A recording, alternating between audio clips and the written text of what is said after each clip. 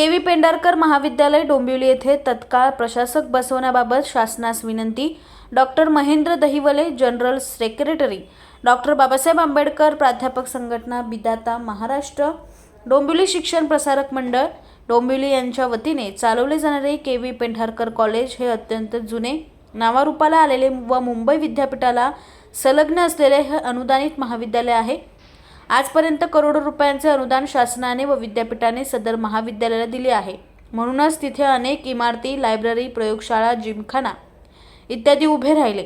मात्र मंडळाच्या मनमानी कारभारामुळे सदर अनुदानित विभाग विद्यापीठाच्या शासनाच्या पूर्वपरवानगीशिवाय विना अनुदानितमध्ये रूपांतरित करण्याचा डाव रचला आहे. यामुळे सामान्यांच्या करातून उभी राहिलेली प्रॉपर्टी विना अनुदानित अभ्यासक्रमातून विद्यार्थी पालक यांच्याकडून अधिक पैसा कमावण्याचा साधन बनवण्याचा आणि तसेच अनेक वर्ष शासकीय पगारावर काम करणाऱ्या प्राध्यापक व शिक्षकेतर कर्मचाऱ्यांना महाविद्यालयातून काढून टाकण्याचा डाव मंडळाने आखला आहे. शैक्षणिक वर्ष 2024-25 साठी महाविद्यालय दिनांक 13 जून 2024 रोजी सुरू होऊनही प्राध्यापकांना एका वर्गामध्ये अक्षरशः कोंडून ठेवले. त्यांना शिकवण्यापासून वंचित ठेवून विद्यार्थ्यांचेही नुकसान जाणीवपूर्वक केले जात आहे. त्याचप्रमाणे कर्मचाऱ्यांना मासिक वेतन पासूनही दूर ठेवले जात आहे.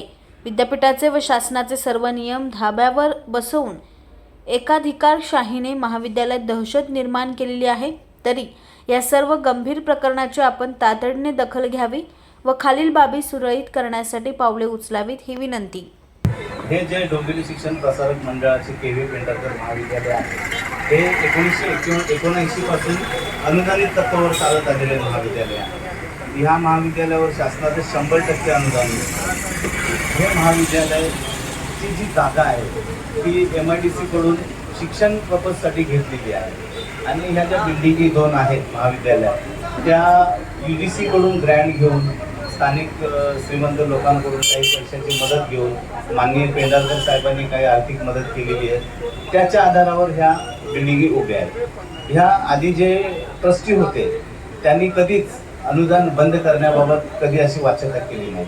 पण आता सध्या विद्यमान जे ट्रस्टी आहेत ते एक बिझनेस माइंडचे आहेत. त्यांना असं वाटतंय की हे कॉलेज जर विना अनुदानित केलं, शासनाचं मिळणार अनुदानच बंद केलं तर आम्ही एक खूप मोठा असा गडगंज पैसा कमवू शकतो. कारण विद्यार्थ्यांना विना अनुदानित फियांवर काही शासनाचा क्रायटेरिया नाही. अनुदानित तत्वावर जर तुम्ही चालू ठेवलं तर तुम्हाला सगळ्या शासनाच्या क्रायटेरियाप्रमाणे चालावं लागतं. अनुदानित तत्वावर आजूबाजूची गोरगरीब मुलं शिक्षण घेतात. त्यांना ते मुबलक दरात शिक्षण मिळतं. त्यांना परवडणारं शिक्षण आहे. 11वी पासून ते PG पर्यंत आमच्याकडे शिक्षण आहे. इथं आलेला मुलगा 11वीला उद्या डॉक्टरेट होऊन निघून जाईल. इथपर्यंत एडेड शिक्षण आहे. आता व्यवस्थापन मंडळाने असा घाट घातला आहे की आम्ही हे अनुदानच बंद करतोय. आम्ही शिक्षक शिक्षकेतर कर्मचाऱ्यांना एका वर्ग खोलीत बसून ठेवलेलं आहे. आम्हाला कुठल्याही प्रकारचं काम दिलं जातं. आम्हाला मे महिन्याचा अजून वेतन देखील अदा करण्यात आलेलं नाही. आणि विचारणा करण्यात गेल्या तर सांगतात की तुम्ही शासनाकडे जा, तुम्ही इकडं जा, तुम्ही कोर्टात जा. माझं कॉलेज हे विनाअनुदानित झालेलं आहे. मी आता तुम्हाला माझ्याकडे जागा नाही, तुमचा पगार शिल्लक आहे तो तुम्ही शासनाकडे मागा. अशी एकूण चुकीचं धोरण आज हे व्यवस्थापन मंडळ करत आहे. सर्वप्रथम बाबासाहेब डॉक्टर आंबेडकर प्राध्यापक संघटनेच्या वतीने आज या ठिकाणी माझी विद्यार्थी, सगळे शिक्षक शिक्षकेतर विद्यार्थी, डिग्री ज्युनियर कॉलेजचे कर्मचारी या ठिकाणी उपोषणाला बसलेले आहेत. या उपोषणाला आमच्या बाबासाहेब डॉक्टर आंबेडकर टीचर असोसिएशनतर्फे आपण यांना जाहीर पाठिंबा दर्शवलेला आहे. डे 1 पासून या मोहिमेला आम्ही समर्थन दिलेलं आहे. यापुढे पण समर्थन राहील. राहिला प्रश्न हा अन्याय अत्याचाराचा. जोपर्यंत या ज्या कर्मचाऱ्याला, ज्या उपासकाला अन्याय अत्याचाराची झळ पोचत नाही तोपर्यंत रस्त्यावर उतरत नाही. मी या महाविद्यालयाचा विद्यार्थी आहे. जवळपास 2008 ते 2013-14 पर्यंत या महाविद्यालयाचा विद्यार्थी असल्यामुळे आतमध्ये कशा प्रकारचं कामकाज चालते हे सगळं मला जाणून माहिती आहे. आणि या ठिकाणी मी विद्यार्थी असल्या कारणाने आज जो विद्यार्थी आहे तो कुठल्या व्यवस्थेतून जातोय, कुठल्या परिस्थितीतून जातोय, आज फी भरमसाठ वाढलेली आहे. विद्यार्थी जो SC ST OBC समूहातील विद्यार्थी असेल त्या विद्यार्थ्याची वर्षाची फी ही 300 रुपये असायला हवी. आज ठिकाणी 5-10 हजार अशी फी घेऊन या ठिकाणी BA BCom BSc अन्य अशा वेगवेगळ्या कोर्सेसला ॲडमिशन दिली जाते. ही पिळवणूक पेंढारकर महाविद्यालयापासूनच नाही तर मुंबई विद्यापीठाने सुद्धा यावरती आवाज उठवलेला दिसत नाही आहे. आपल्या ज्या शिक्षकेतर कर्मचाऱ्याच्या ज्या समस्या आहेत त्या समस्या सोडवण्यासाठी नेहमीच मुंबई विद्यापीठ शासन हे पूर्वग्रह दूषित अशा प्रकारची भूमिका घेताना दिसते.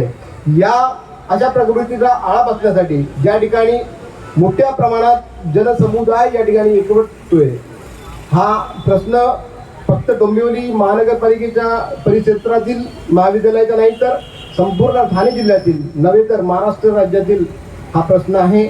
या प्रश्नाला वाचा फोडण्यासाठी आज जे सेव्ह पेंढारकर कॉलेज मोहीम आपण सर्वांनी आयोजित केलेली आहे, या मोहिमेला आमच्या प्राध्यापक संघटनेच्या वतीने जाहीर पाठिंबा दर्शवतोय. आज का 6वां दिन चल रहा है आंदोलन का, और जहाँ तक देख रहे हैं तो डोंबिवली के बहुत सारे संगठन जो है, आगरी सेना के संगठन है, युवा सेना के संगठन है, ये यहाँ पर आके गए हैं, उन्होंने समर्थन दिया है. इवन कॉलेज में भी वो जाके आए हैं, मिलकर आए हैं. और प्रोफेसर, टीचर और नॉन टीचिंग एम्प्लॉयज़ विंग है, प्रोटॉन है, राष्ट्रीय स्तर का संगठन है, उनका भी समर्थन मिला है. नेशनल एट्रॉसिटी प्रिवेंशन फोर्स जो है उनका भी इस आंदोलन को समर्थन मिला है. भारतीय विद्यार्थी मोर्चा है, उसका भी इस आंदोलन को समर्थन मिला है. और बहुत सारे ऐसे संगठन हैं जिनका बड़े पैमाने पर इस आंदोलन को समर्थन मिला है. आने वाले समय में ये सारे संगठन इकट्ठा होकर एक बहुत बड़ी लड़ाई लड़ी जाएगी और इस कॉलेज का जो है, इस कॉलेज को सेव करने का काम डेफिनेटली सभी संगठन के माध्यम से समर्थन लेकर हम इसको करेंगे.